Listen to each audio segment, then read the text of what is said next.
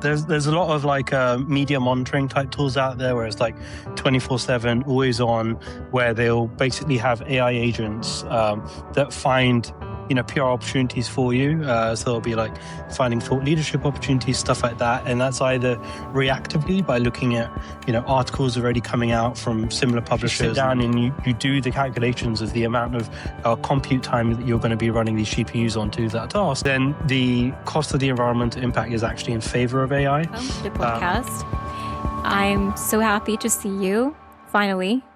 Likewise. I really want to actually poke you to make sure you're human. So if I'm coming to London, I will harass you once more to see if we can grab a coffee or something, because I would love to have a conversation in person with you and get to know you, the actual human version of you. I would love that.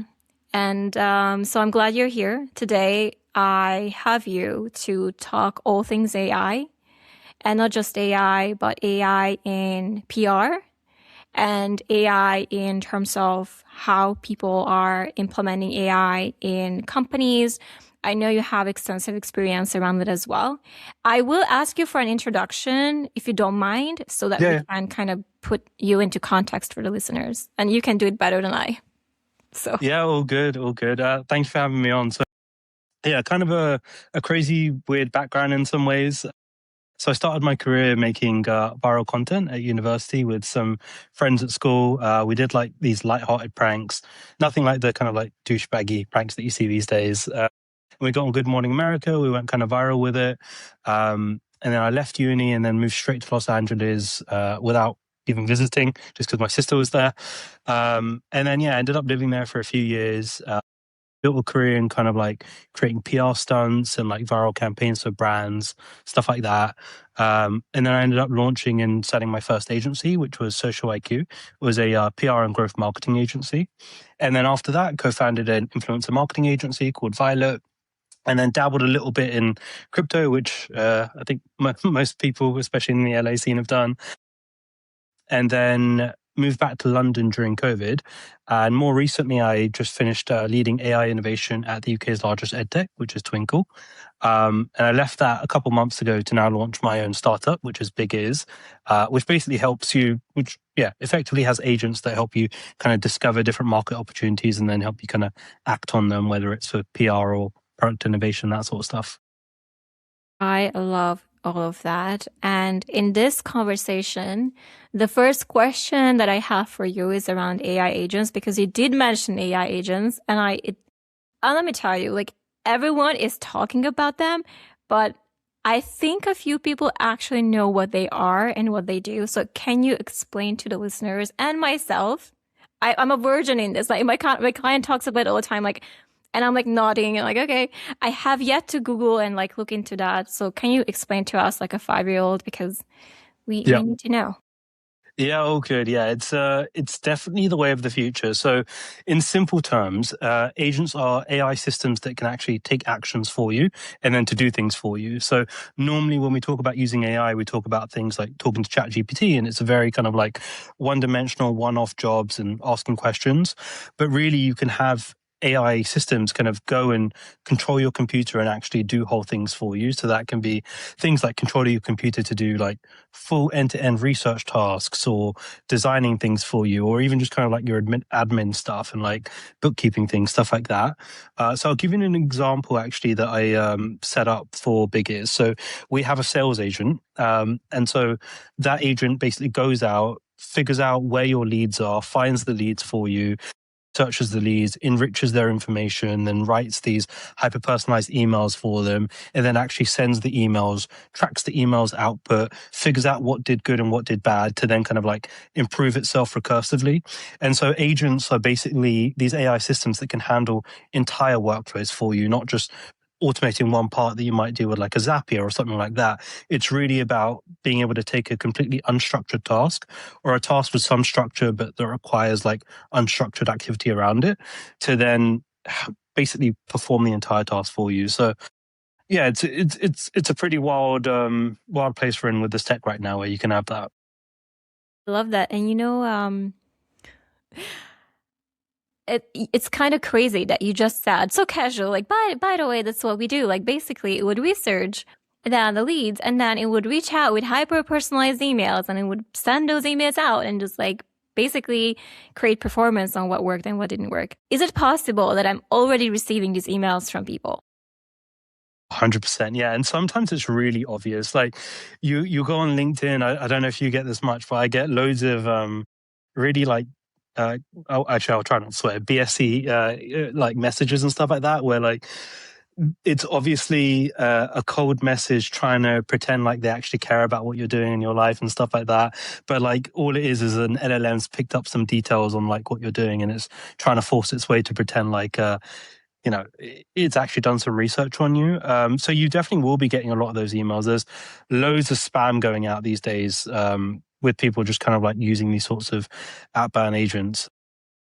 So yeah, you'll probably be a victim of a few already. I've already been getting, I think, weekly invites for my show. Like, hey, you want to have so and so on your show, and just basically almost like skimming the surface of my show and just like maybe throwing the latest title there, or like whatever, and like no depth in understanding. It's just like, because you talked about this title, and then because of that this person is great for you, and then obviously the follow-up sequence comes. And I'm like blocking the senders, like, okay. So I love all of that. And obviously we just talked about how to do it really not well. Like obviously you just said you could tell, and it's like, whoa, there's nothing of that depth there that you can tell that they actually give a shit, but they just, and we can swear on this podcast, by the way, don't worry. So, and you said like in the AI PR company that you're now building, let's go there. Like, first of all, are you currently sending those emails out yourself? And if so, what is something that you think it shows more care, but it doesn't make people look like you're just an item on their list of like, how do we find that balance, so to say? Yeah. So basically what we do at Big is that as soon as a client works with us, we basically do first full research on them to figure out like what the ICP is. So the ideal customer profile. That's the first part, right? Like figure out the different personas. And often when we work with clients, they actually haven't done that step themselves. And they'll be like, oh, they'll just give a really basic generic answer. So first step is that, figure out the personas in your ICP. And then our agents will go and do research on example personas to figure out what are their example pain points. And even kind of like within their specific niche in terms of their professional niche, but also like within their geography as well, like what's going on in their market, to then come up with a even more personalized outreach strategy. But then when it comes to actually creating the emails are always initially going to sound a little bit AI written, just because that's how it is when you first start out. But the part that you actually can stop making it feel like it's so obviously AI and get it to be a bit more effective is when you then come in as the human and then you do the edits. And now probably a lot of people listening to this are going to be like, well, what's the point then of using AI if in the end you're going to come in and do the edits? Well, the way that you make this work is that AI gives you that skeleton after doing all of the research for you.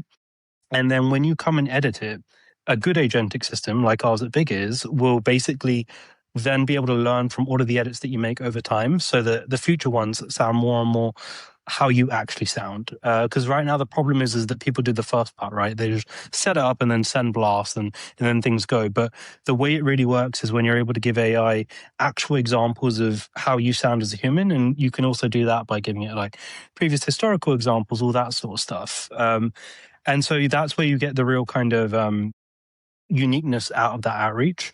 And then when you pair that together with like actual agentic systems doing full research on kind of like whole bodies of other things related to that target. So, for example, as you mentioned earlier, I think you mentioned that you're getting a lot of the emails where people just kind of like skim like your last episode, for example, right?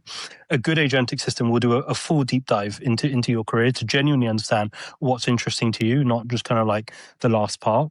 But yeah, you need to basically mix it in with that human touch. Also, because agentic systems are still kind of dangerous as well in a lot of ways. They get a lot of silly things wrong. Have you heard about the thing that just happened with OpenAI and Hugging No, Face? tell me.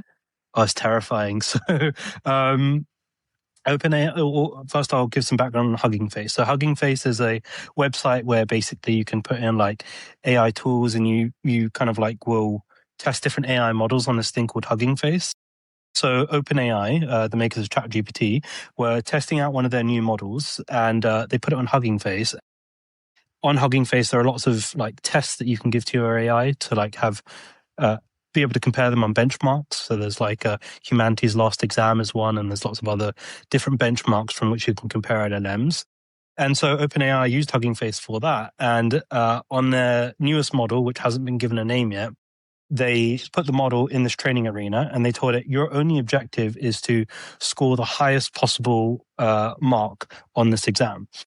And so the AI kind of, to an extent, misunderstood that. And so what it ended up doing was that it ended up deciding, okay, the best way that I can score a perfect score on this exam is if I hack Hugging Face and figure out what the answers are by hacking it.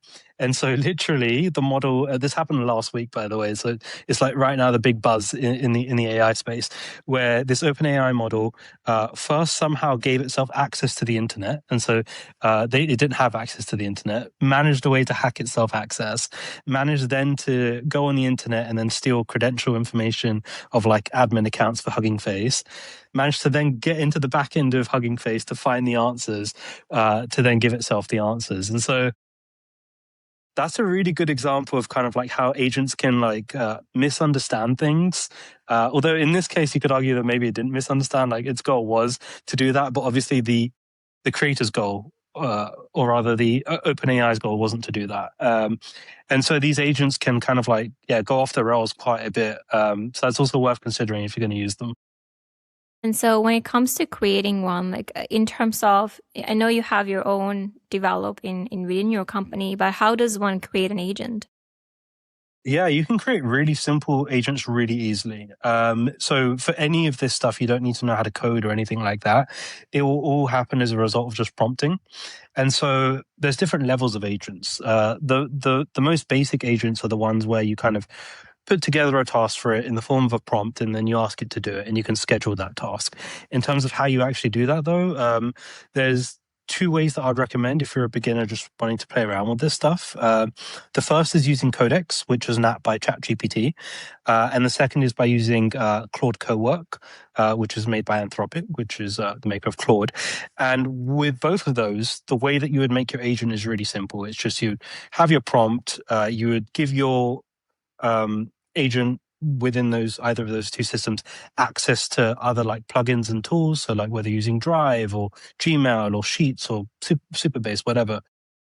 And you're able to then schedule tasks. So you can be like, okay, every day at 9 a.m., I want you to go through my email, highlight XYZ, prep XYZ, add XYZ to a sheet, whatever. And then it will be able to do all of those things. So yeah, if you wanted to, you could basically have a really basic agent set up within 1 hour, honestly. So like basic things like inbox management, your bookkeeping things, stuff like that. And what are the tasks that people use it for? The most common ones you mentioned already: inbox, bookkeeping. So we can give. Yeah, so the people that I know use it a lot for scraping, which I don't necessarily recommend because you could argue the ethics on that. But a lot of people use it a lot for scraping. There's a lot of outbound use. There's also a lot of QA use as well. So, for example, having it go through your website, making sure there's no like things breaking in certain areas.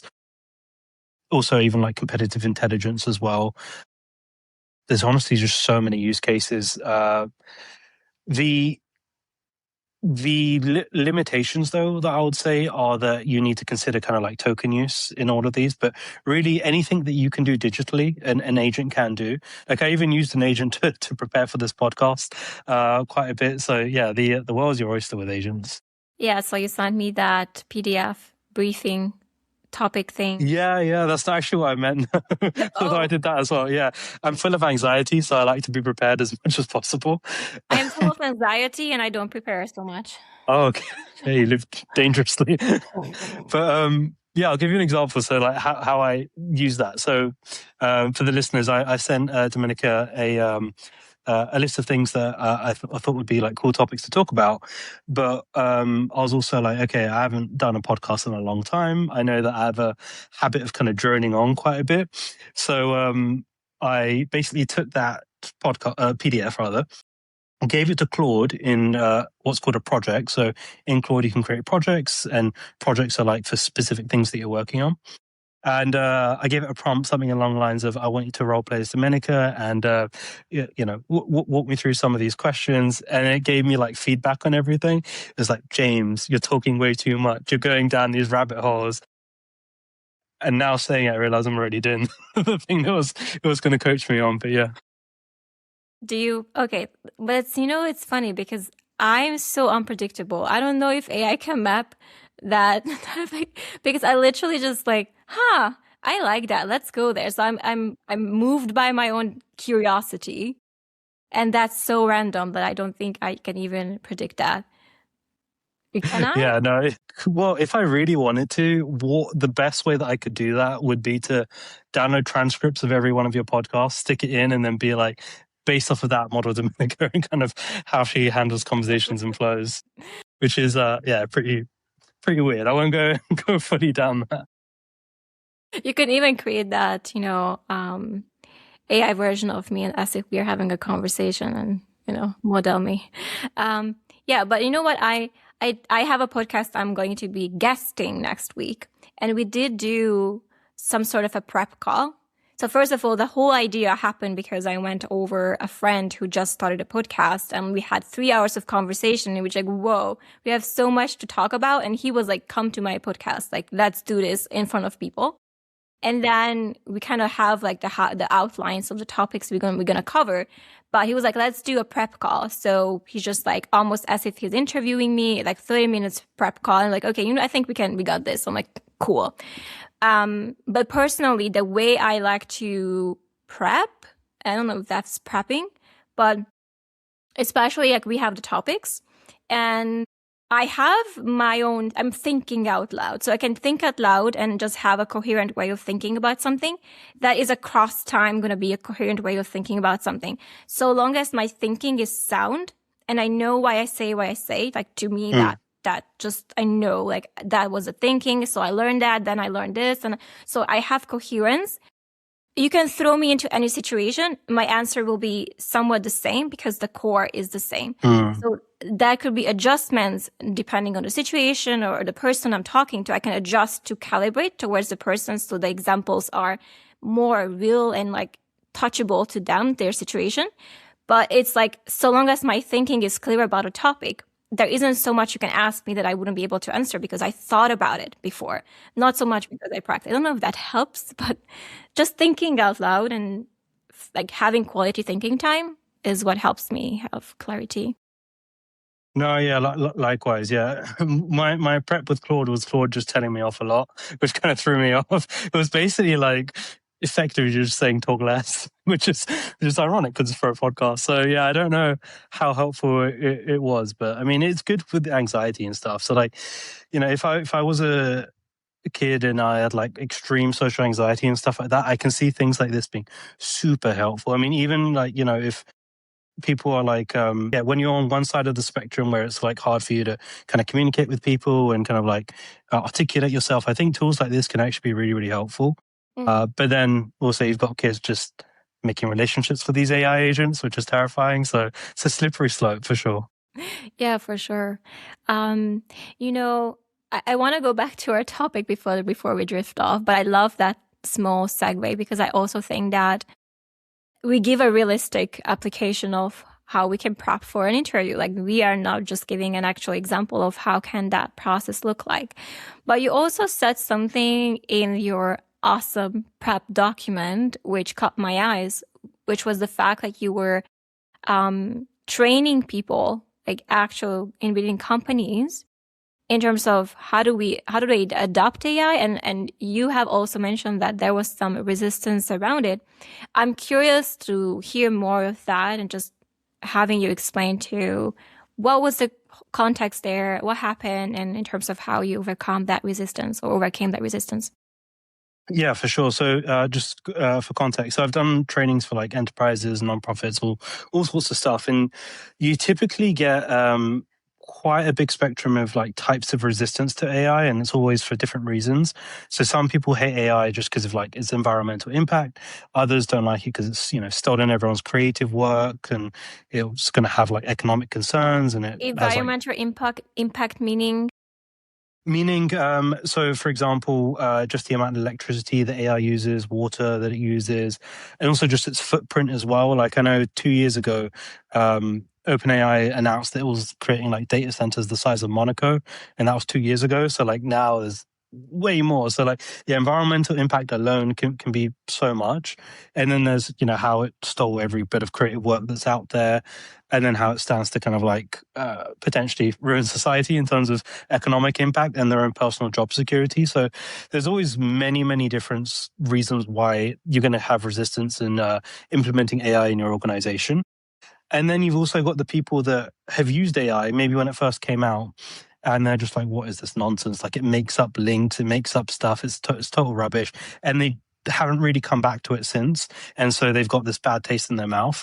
I'd say most people actually fall into that bucket where they're like, it's not that great. It just ends up making more work for me. And so each of those different types of resistance kind of needs to be met with a different approach. So for example, the first thing that I always recommend is don't approach AI as if just don't try and like just sell AI to your team, because then it's never going to go down well. What you want to do is you want to sell the outcome. So, for example, if it's a receptionist that's anti AI because they've got like job insecurity for it, which is a very valid concern, and we can come into kind of like how to mitigate that in a bit. But in terms of how to reducing the anxiety of it and making them more open to it, it's things like you reframe it of like, okay, well, now you can get your evenings back and you don't have to go home and stress about, the email that we suddenly got. Now you can have your evenings back for yourself, especially for like personal assistants and stuff like that, right? And so there's a reframing of like, not just, hey, we're implementing AI because senior leadership gave us an AI mandate, to like, no, we're looking at AI and how it can actually help with our work and saving time and all of that. And then for the environmental concern, a lot of people like to talk about the environmental concern, and it is legitimate, don't get me wrong, but a lot of the time it's unfounded. And so what I mean by that is when you actually run the numbers of the cost on your electricity and your carbon footprint of using AI versus doing something traditionally, it's really obvious in most cases that using AI is actually more energy efficient. So I'll give you some examples. One example is Q&A, doing QA of resources, where you have loads and loads of resources. Like I work with a client who produces thousands of educational resources quite often.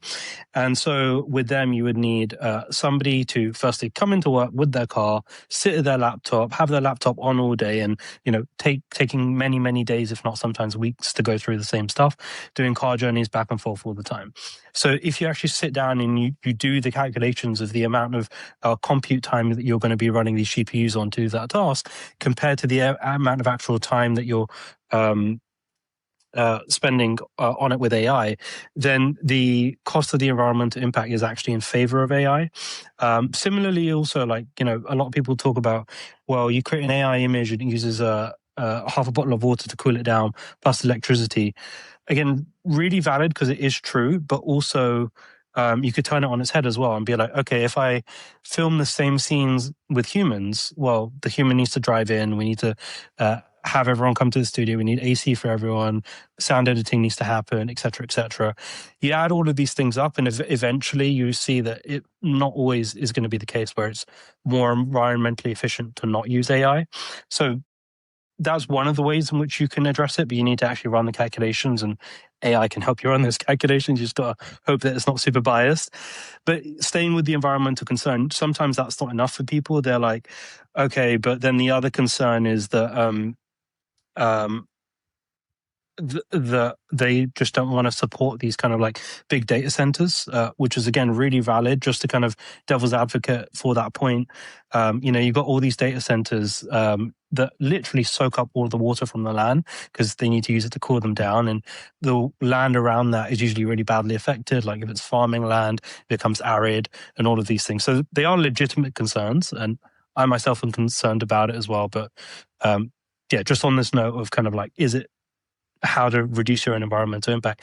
The next thing that you could look at is locally hosting your models, so you're not contributing to the actual data centers, and you can measure the actual amount of impact that you're having on the grid yourself.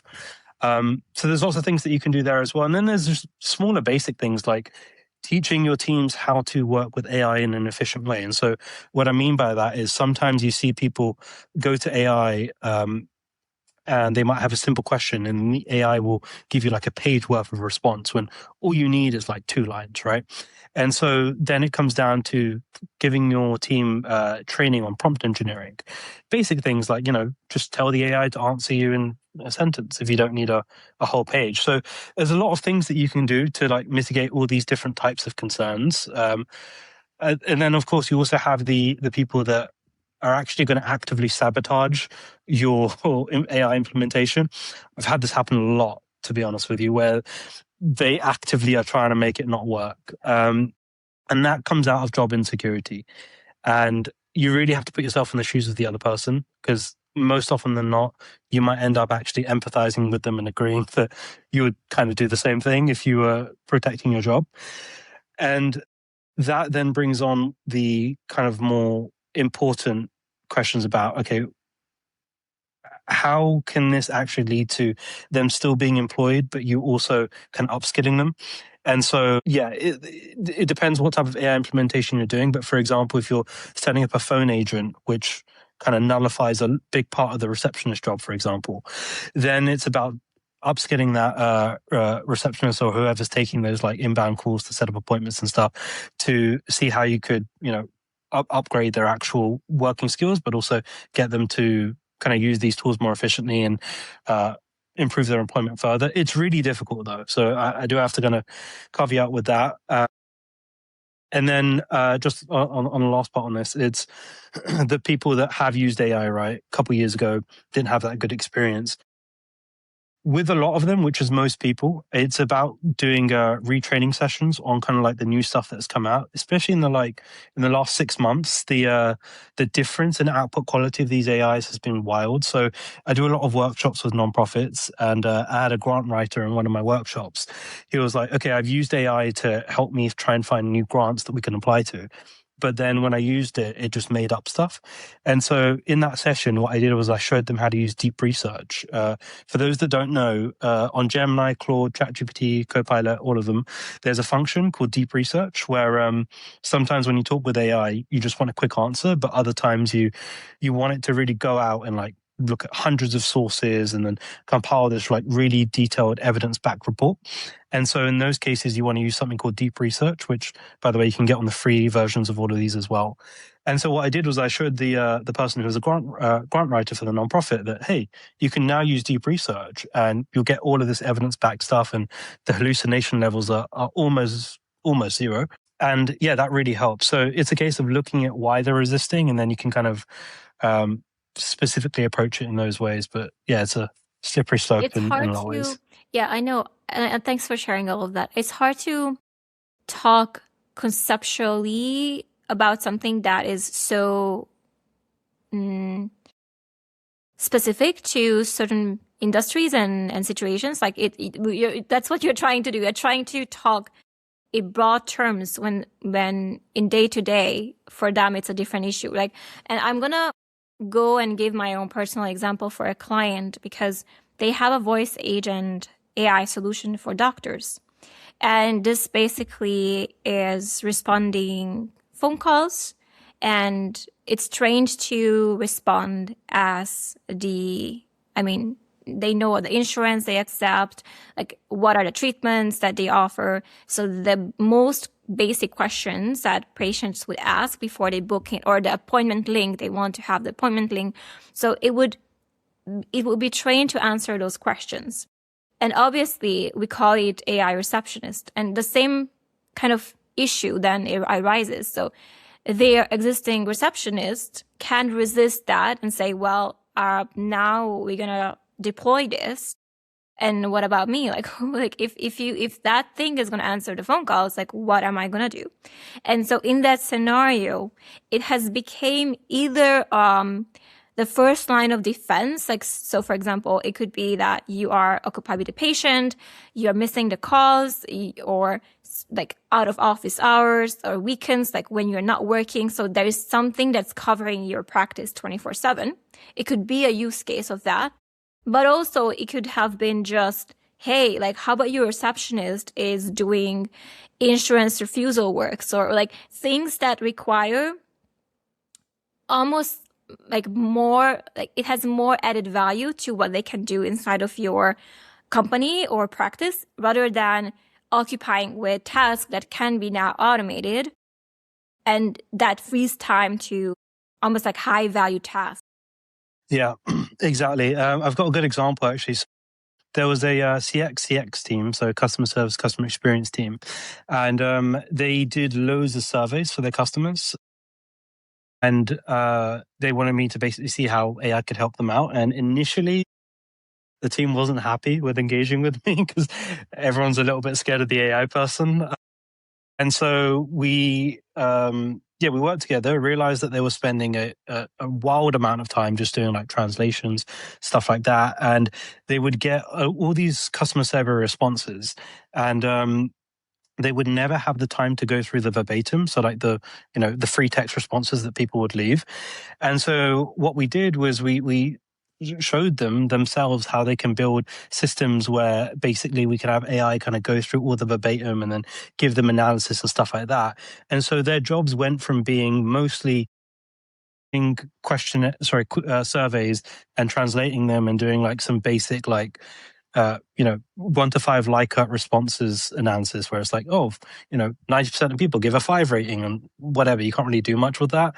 You can do a little bit, but not much. So it went from doing that to now creating reports which actually are able to deep dive into the verbatim and get a lot more actual useful information. So their job went from doing the other stuff to now actually taking that information to specific teams. So like now they can go to the product team and, specific other team members. So their jobs actually changed quite majorly, to be honest with you.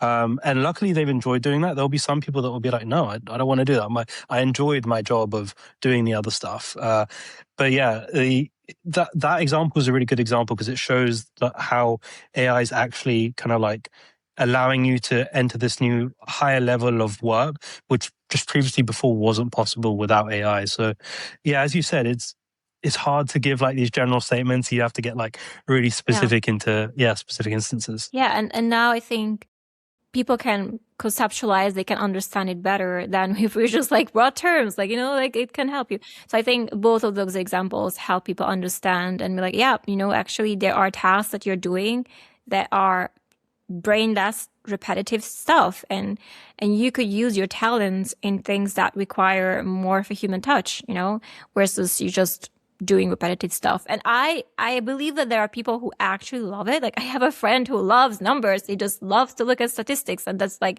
for him, like give me the most boring stuff and I'm so happy. Like there are definitely those types of people. But I think most people, I mean, in my mind, they would be appreciated if there is an opportunity for them to grow. And perhaps AI helps them as well to kind of step into a different role that's perhaps now is more available for them. Yeah, exactly.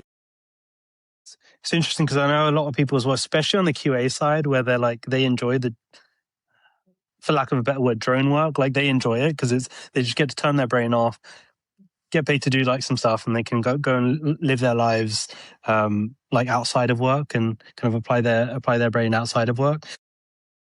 So yeah, it's interesting because like a lot of people are like, great, can take care of my admin work, but it's like, no, I like the admin side of my work. So yeah, it can get a bit funky.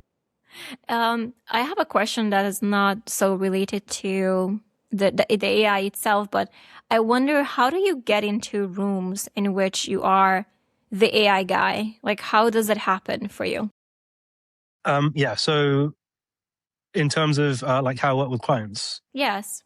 Like you said, they invite you to a company and you're helping teams and, how do you get into that so that they trust you with that? Yeah. So when I first started my role at Twinkle, It was my first like foray into AI, and then I ended up leading the AI innovation team. And then since I left after that, I was like, okay, a fun way to kind of like get some clients for this is just going to be by hitting up other people who are in a similar role to the role that I was in, because I know exactly the pains that they're struggling with. And so that was like my in. I was like, yeah, I did the same sort of role that you were doing. And so, yeah, I managed to get a few clients like that. And then a lot of them also with the nonprofit work that I do. So I do a lot of workshops, stuff like that. And a lot of people will just hit me up being like, hey, we've seen that you're doing these types of trainings. Can you come in and kind of like help our organization with this and that specifically? Yeah, it's been mostly through that stuff. I don't make too much of an effort to kind of like put myself out there for that stuff right now because of focusing on big ears. Yeah, in the beginning days, it was just, hey, I did the same sort of thing as you did. Want to share some insights, and then quietly, subtly sell myself to them. Oh, no, I think that's very organic as well then. Okay. I was just curious, like how did you come to close to these circles too? Okay. So just proactively did that, and then the workshops made it very easy for people to be like, oh, I actually am curious about the same thing. Okay. Were these workshops online or in person or both? All online. Yeah, I don't really do too much in person. I like my house. Yeah, you like I that. like staying indoors. I feel you, my introverted friend. Perhaps Sadly. that's why we couldn't meet in person, because that would require you to leave your house. Yeah, just keep my digital twin everywhere. Maybe there is a time when you're gonna send your hologram to a coffee with me and be like, "Hi." We'll do it. We'll do I it. could be like this, James, ribs, whatever, touching your holograms, and you can just chill at home and just we can have a conversation. Yeah, that will happen in the future. For sure. Okay.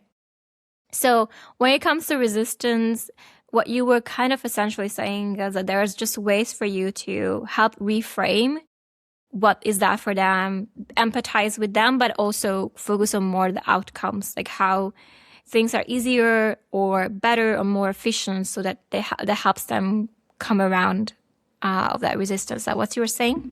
Yeah, exactly. And you can, get them excited for like the stuff that can come out of it, like the survey example, right, where they can get excited. But it really depends on the person. That you're not going to be able to motivate everyone to use it. There will always be just some people that are like, I don't want change, I don't like change, go away, leave me alone.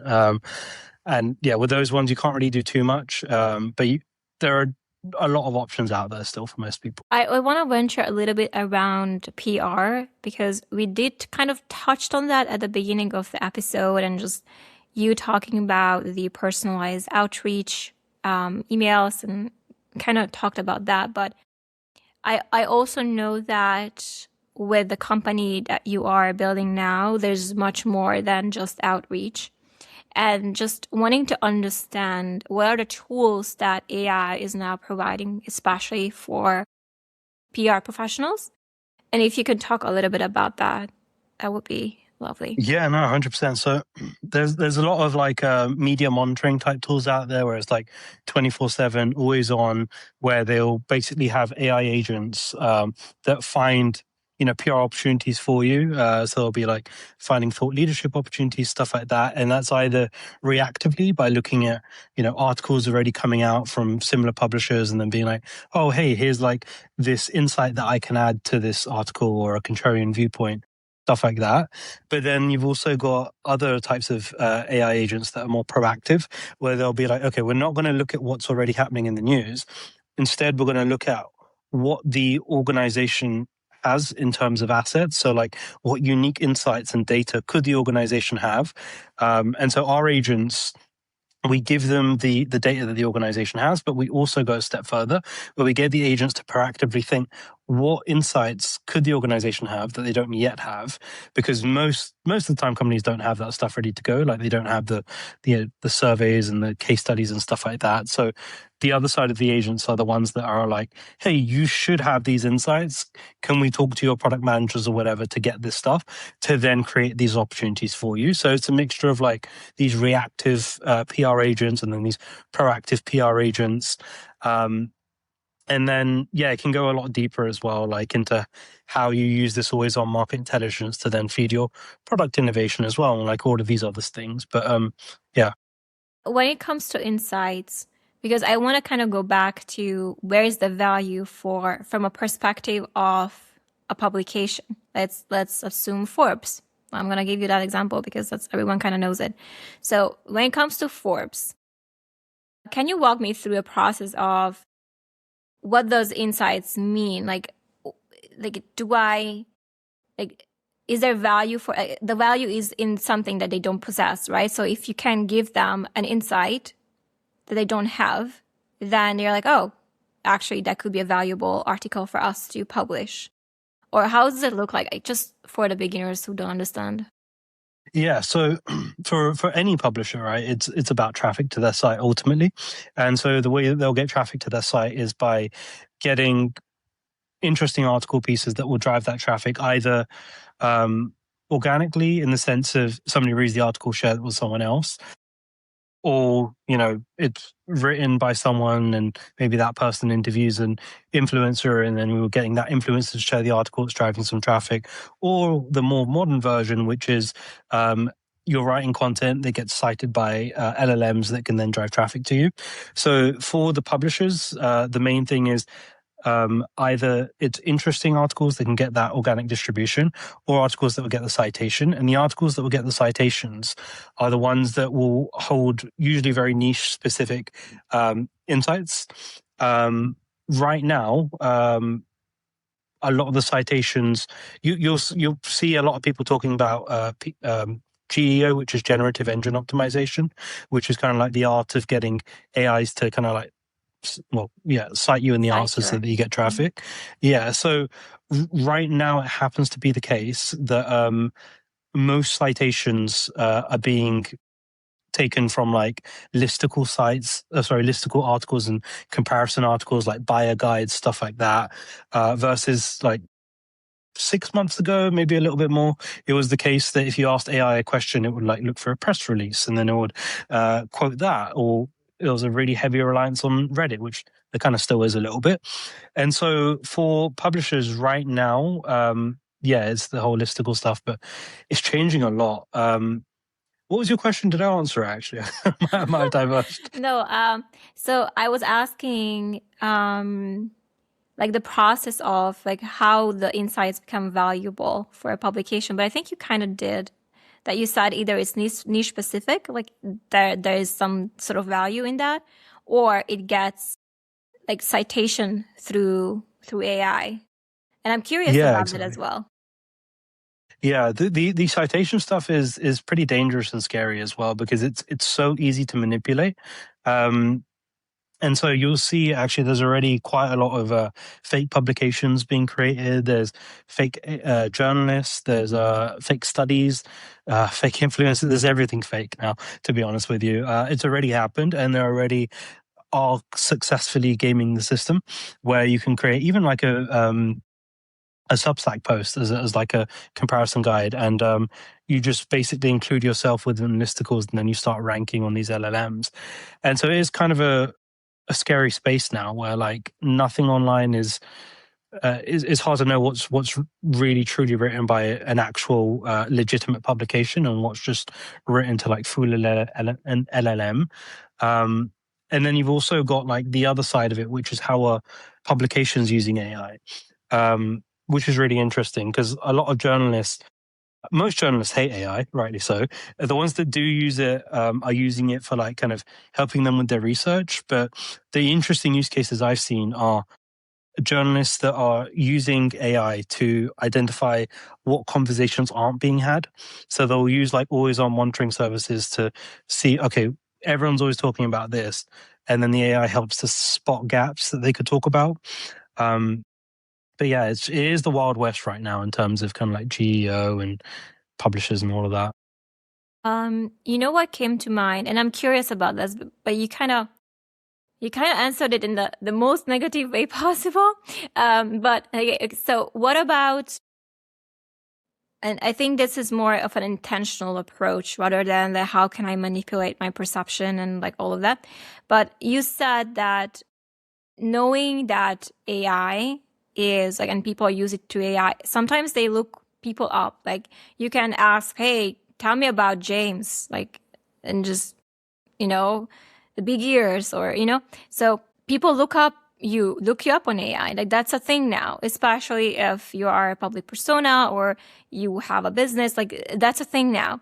And even though you just said that there are ways you can manipulate that research and like you can plant articles to be like, you're amazing and whatever.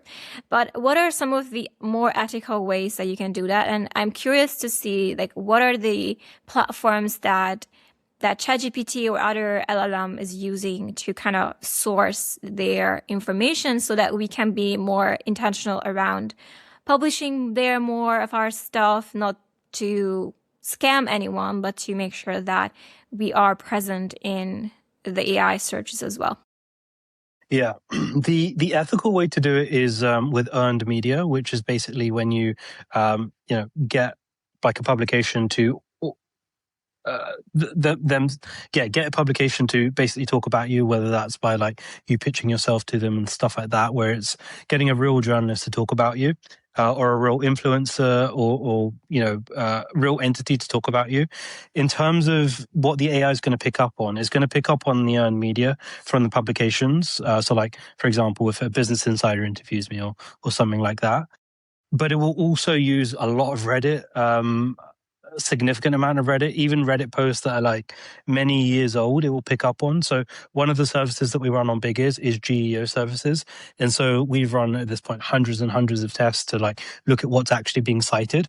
And it will be genuinely like years old Reddit posts. And so if you are, for example, doing like brand reputation or you want to make sure you're coming up in results, what I always recommend is think about what are the prompts that your ICP is going to ask. Run those prompts in a temporary chat. It's really important to use a temporary chat because otherwise the LLM will cater the answer to what it knows about you. And if it knows that you work at that company, it's going to recommend your company. So you want to create in a temporary chat, put in prompts that your ICP will use, and then see what's coming up organically and then pitch those things. Whether it's a publication or a subreddit, go on that subreddit, participate in that community, leave kind of like your thoughts and stuff like that. If you try and game the system too much, especially with Reddit, like you can get caught very easily. I wouldn't recommend that. The right ethical way to do it would be to kind of like look at what's currently being cited and sourced and look at how you can organically insert yourself into those conversations. Even LinkedIn, by the way, is being picked up more and more, we've noticed. So LinkedIn posts, even if no one's liking it, like it's still adding brand equity in a way that it's hard to measure, but it will have some effect as well. I also noticed that LinkedIn is getting quoted as well many times, even if I have no likes whatsoever. Like that's actually pulling information from LinkedIn. Interestingly, Instagram, it did not pull my posts and stuff, and Facebook either. So somehow LinkedIn was the one that I found personally that when I was posting there, if I asked about myself, like that's where it got the references, and my podcast as well.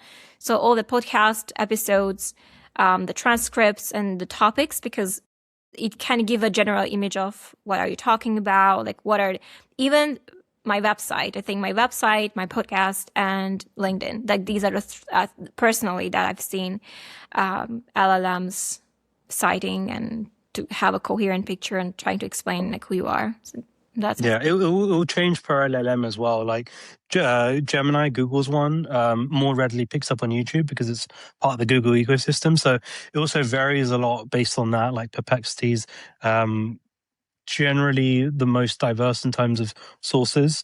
And then we can get really into it. Like each one has different ways of working. Like ChatGPT's, how it works is that when you put in a search term, or rather when you put in a query or a prompt, it will then create a search term from it. And you can actually see it. You can, if you want to nerd out about it, you can right click inspect, and then go into the network data and you can see the prompt that it turns it into.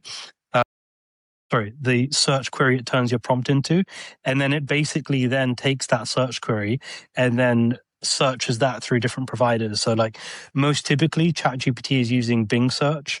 And so it will just put that search into Bing and then return what comes back. So Yeah, it's a very, very like what's the right word here? When something's at nascent stages, I think is the right word. So yeah, very much in its early stages of the industry, and in the future, the way I see this kind of like improving is that right now, obviously, these are gameable with listicles and all of this stuff. But in the future, the right way of doing it would be an AGI that can kind of pick up on like all of your review data, all of your follower data, just basically anything that feeds into your brand equity to then kind of like come up with a recommendation. But yeah, we're probably not too far out from that. Maybe like 2 or 3 years or something. Mm, awesome. There's something I wanted to just touch on and not go super deep into, but I know that this kind of perked my interest in terms of, how you can now get information just using AI. And even now, like Google is giving you that AI resume and you don't even have to go to the website. Obviously, that's affecting traffic to the website. So help me understand this. Like, even when there's a citation happening, if you now know the information, why would you go with the whole thing? Right? Wouldn't that be a user experience that's kind of be like influencing how we are consuming content moving forward? Yeah, so most publishers have found, yeah, like everything's dipped quite a lot. Um, in terms of brands, brand traffic, at least for the brands that I've been talking with and working with, it has dipped. Everyone's traffic has dipped, but the publishers have got it the worst. The brands have found that while it's dipped, they're still getting quite a bit of site traffic because typically when you're getting cited in an LLM as a brand, you're getting cited because you're either at the exploration or the consideration stage of the funnel. And so, if an AI tells me it recommends your brand, I'm still going to click on your company website to go see it myself and see what the product's like. So it's a little bit different for brands, but yeah, for publishers, I don't really see how they're going to come out on top of this. I mean, OpenAI's made some deals, with like publishers and stuff like that, but they're never going to be able to recoup the amount of kind of like ad revenue that they got before. So they need to change their business model quite a bit. And we might end up seeing that the entire industry kind of slowly, or maybe not so slowly, moves towards like kind of like a Substack kind of an approach where journalists have like their own followings and their own kind of like distribution channels. Because the other problem that you have now as well is like, how do you as a publisher ensure that the person writing for you is a real person, especially if you're a Forbes and you're just selling out Forbes Council things? Because for those that don't know, you can become a Forbes writer yourself. You just pay them, I think it's 1,500 a month or something, and you're on the Forbes Council. And so a lot of these publishers would argue don't really care, like they're just trying to make money. And so yeah, they're going to degrade in like trustworthiness as well, and the LLMs will recognize that, and then you'll have this kind of like showdown of who's the most reputable author. I know you said you don't want to go too deep into it, but I'm just going to add 2 more minutes of stuff on this, which is the way that I see this going is that let's say 5-10 years even down the line, right, when all the publishers have pimped themselves out and you can pay to play, you can create these artificial accounts and make yourself a writer and stuff like that. The only way that I see this working is, how with LinkedIn you can verify that you work with a company if you've got a domain with them. The way I see it happening is there'll be something like that where you can have like this centralized profile for yourself and you can kind of prove affiliation to like the university that you went to, the company that you work with. And then in effect, it kind of like how on the blockchain you can see where everything relates to like one body, like one wallet. It effectively kind of becomes like you can see all of the content that you've created and how that's been spread across the internet, so that the AGI, the Advanced General Intelligence, can then see, okay, James has posted 10 articles this month and he's officially affiliated with XYZ company, versus Corey has posted 5,000 articles a month and has not validated their emails. And so once we're able to do that, then the LLMs can more predictably kind of like have more trust in what's being said about one thing versus the other. So I think we'll move away from kind of like publishers having the weight and the trustworthiness signals to like individual journalists. Even that's not fully clean because I could lend out my profile to you, but even if I lend it out, you could be like, hold on, James works in petroleum engineering. Why is he writing an article about cryptocurrency or something? So I do see some hope, but the hope comes out of like the industry needing quite a big substantial change. Yeah, for sure. No, I love that. So do you see how like personal branding will be bigger then? Because in this scenario that the faith and trust will be in the brands, the personal brands themselves, rather than the publications. Yeah, no, 100%, 100%. Yeah, and even within that, right, you can imagine like as imagine ultra smart intelligence, right? It'll be able to audit your social media following, make sure you haven't just kind of bought a bunch of stuff and all of this. So yeah, I think I haven't actually, it didn't click to me until you just said it, but yeah, personal branding is likely to be kind of like one of the biggest things that it looks at for determining if something's truly credible or not. Yeah. I think it's already happening in terms of auditing your social media. That's why the tools now can tell you fake follower accounts. Like that now there are actual tools for that. So that's why it's so baffling to me when people are buying followers because I'm like, what's the point? Like, if there is a serious brand that wants to work with you, that the first thing they're gonna do is run your profiles through some sort of platform like Modash.io. I use that to audit profiles, but I'm always shocked to see how many people are still doing these things and not getting away with it. And like, dude, don't you think people are smart? Like, anyway. No, it's wild. Yeah. And then they set up full fake engagement groups and stuff. Like it's just slippery slow. Like it's wild out there. Yeah, I think we are trying to, you and I also, like, obviously work smart and build smart. Like I think that's definitely something to take away from the episode, but also be mindful of the things that require some actual work to, some actual effort to build your trust with people. And I don't think that you can necessarily skip that. And that's sometimes organic as well. Yeah, exactly. I mean, especially if you're a brand using AI like publicly as well, like with your content and stuff like that. Mm-hmm. Like you see a lot of brands just kind of like outsourcing creativity to the AI tools now. I just see it like, I don't know if you're seeing it a lot, but I see loads of infographics now on my timelines everywhere since ChatGPT came out with the image generation stuff. And it's like, when it first came out, I think people thought it was cool and like were paying attention. But now, like, as soon as I see an infographic, I'm like, you didn't put in the effort to make this. I'm not going to put in the effort to read it. And you just kind of like skim by. And that's like slowly eroding trust as well. But to make it a little bit positive as well, I've got a good example, which is the World Wildlife Foundation, so the WWF. They hired a designer that used AI to make a campaign, and usually, whenever nonprofits use AI publicly, everyone hates it. Like it never goes down well. But this was an example of like how it was used really well. So, the designer basically wanted to show how specific types of farming were destroying specific types of habitats, and so what they did was that they I'll send this to you as well after so you can see it visually. But what they did was that they got there's tuna fish farming, and tuna fish farming was really killing a lot of turtles. And there was also like something to do with some sort of noodles, but palm oil, I think it was palm oil farming that was killing a lot of lions. And so what this WWF designer did was that he used AI to basically create an image where there was a tuna can that was opened, and inside you could see the tuna, but the tuna was made to look like a turtle. And so it was like a really good example of like, okay, you didn't just outsource your creativity to AI. You had an idea, you communicated that original idea to the AI, and then it created the content. And so yeah, they made a turtle with the tuna, and then he also made actually I don't know if it was a he, it might have been a lady, but they also made a bowl of noodles in the shape of a lion. And then above it was some text about, how that type of farming was hurting that type of animal. And that went really viral and did really well. So it's a good example of like how if you are a brand and you do want to use AI to create content, you can do it in these sorts of ways, which doesn't just erode trust in your content, but it actually can be like genuinely engaging and interesting. And that went viral for like good reasons.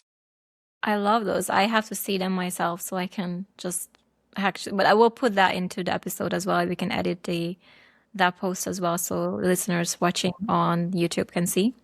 I think I'm 100% with you. I think what endlessly entertains me is Ryanair, their Facebook page. I think they do like X and Twitter and like Instagram. They're everywhere.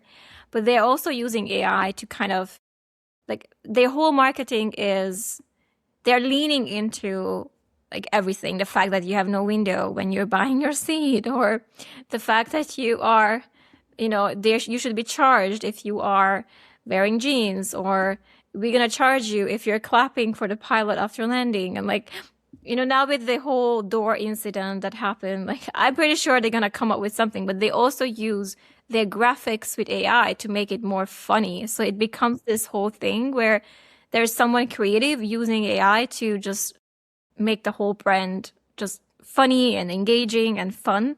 So I think those applications are almost like there is creativity in creating with AI versus you're outsourcing your thinking and you want it to do something without you actually prompting it properly and giving it actually your consideration.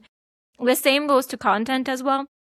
There's a difference between you writing with AI and you don't just dumping like, hey, write me a post and then whatever comes to you, just copy paste it, versus you having your idea or even edit like initial script or something you wrote and you give it to AI to improve it, to make it more punchy or to compress it in a way that's to the point, or sometimes to find words that you could verbalize yourself and like, oh, actually, that's a really good word. I could use that. So again, there's a difference between how you are using it. You can use it to improve your current content and creativity, or just like outsource it. And I think that's where the difference lies. Now, the last thing I want to ask you before I let you go, and hopefully my camera won't die, we're going to pray for it. Battery life is around 1 hour and 30 minutes. So that's our max. So we're still good. But I think in terms of when I'm drifting towards humans and you're not aware of this, I'm building human to human as a body of work, and many of the things that I teach around humanity and how we show up and relational intelligence, and a lot of that even in business, how do we relate to people, a lot of that I talk about. And so I think one of the things that you mentioned in your awesome prep document is that there are things that you notice that AI cannot replace. And I would like to invite you to help me understand what you meant by that, just based on your experience, especially for someone who created viral videos back in the days. Yeah, for sure. So my stance has actually changed on this in the last week. Awesome. And so I'll share why. Yeah, so still is the case that true human creativity is still winning. And what I mean by that is like right now, at least on my feed, I do see a lot of like viral AI slop content. And it's usually like gimmicky stuff. So like, for example, I don't know if this is still going around, but it was like these like kind of like horny fruits talking to each other and stuff like that. It was a while. Hopefully you've seen that. I just don't sound crazy with that. But there's always like these gimmicky like AI slop stuff that goes viral. But there hasn't been many cases at all actually that I've seen where it's like truly viral content that AI has made originally, and it's not just going viral for the sake of it being gimmicky and a slop. And so that's something I still haven't seen. However, what has happened in the last week is that I've been working really closely with my agent. So every day, it sounds wild saying it, but every day I have meetings with my agents now. So I've got my chief growth officer, and I've got like I've got many different agents that I meet with, and I've been coaching them more and more. So we've been creating like different landing pages to test for our ads, and every time I talk with it, I get it to log like our meeting notes, and I get it to go to its system prompt and then save learnings about what we've talked about and kind of like help it to like recursively improve as a result. And what's happened now is that it's actually been able to help me come up with landing page ideas that I wouldn't have come up with. So one example, and that are actually doing well. So like one example is that and I can send the link to you as well so you can check it out, is there's a landing page that we're testing right now where we basically have like message pop-ups come up on the page when you first go on it to illustrate the pain points. So like one example is when you go on it, it will come up with like a message from the CEO saying, why aren't we on Forbes, question mark, question mark, question mark, angry face emoji, and like stuff like that to like kind of in a fun way call out the pain point without having to like say it in all these different ways. that's an example of a landing page idea that I wouldn't have come up with myself, but so far is actually performing pretty well in the test that we're running. And so, typically I would have said that, okay, AI is not really being able to compete with true human creativity, but in this case, it did better than me in being able to come up with this actual landing page idea. But it only did that after this kind of like continual feedback that I've given it. But not once did I say anything like this idea to create. It came out with that itself. What I did with it was I have a learning and development agent who's responsible for making sure all my other agents are continually self-improving and learning. And so one of the things that it does is look at like other landing pages that are doing well and stuff like that, and then seeing how we can contextualize and repurpose it for ourselves. So, even now you could still make the argument that, well, they only did it because maybe you copied it off someone else you don't really know. That could be true. 100% that could be true. I just don't know. But it's one of those cases where it's kind of like an aha moment where I was like, genuinely now my chief growth officer is good enough to like be like level to level with me in marketing. So yeah, my stance has changed on that since I shared that doc with you. The question was, what is something that human can still do, and what should? And now you said, well, never mind. I thought I was creative, and then I got something better. Okay. Yeah, cool. it's a weird I thought you were world. gonna say something touching, like it cannot feel emotions and convey like. But can I just say, like, to me, this is fucking hilarious that I can just imagine your wife. Like, okay, so darling, I'm going to have a meeting with my agents, and we're going to have a discussion, and it's just you.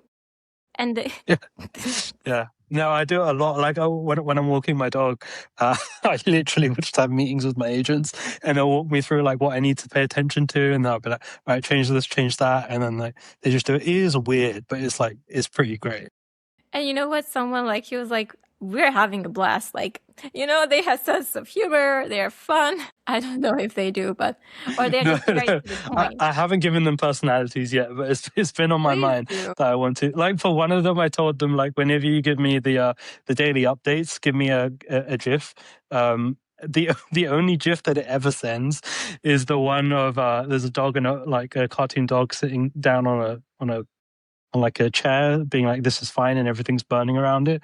That's the only GIF it ever sends me. So either it thinks I'm doing a really bad job or I just need to work on it a little bit. But yeah, that was my attempt at giving it personality, and it just apparently thinks everything's falling apart.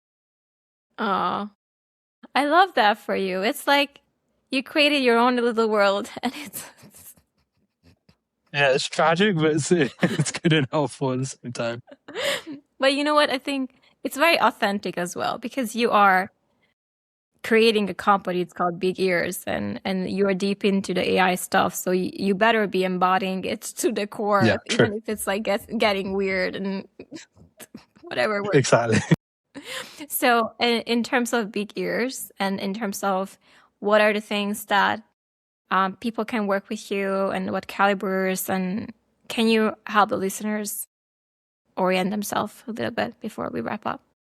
Yeah. So if you want to use AI to kind of like help you find those PR opportunities, improve your GEO, find more leads, activate them, also just even get a better beat on what your competitors are doing, so that you can be faster than them in innovation, stuff like that. All of that stuff, Big Ears can help you. You can go on bigears.ai and check it out. And also, if you want to talk about AI training for your team and things like that, or you just want to say hi, hit me up on LinkedIn or Instagram. LinkedIn is typically better. And yeah, you can also hit me up on email anytime, just jamesshamsi@gmail.com. And yeah, we'd love to also hear what you guys are working on as well. It's always interesting to hear what others are working on, and kind of like sharing thoughts as well. Yeah, and maybe someone will hit you up and be like, I need an AI agent team so we can have those daily meetings like James have. Maybe that's what they are desiring. Just say, entrepreneurship is a lonely journey. And you're like, no, not anymore. Exactly. Yeah, still sounds weird saying it, but yeah. No, it's fine. I love it. Thank you so much for coming. Likewise, thank you for having me.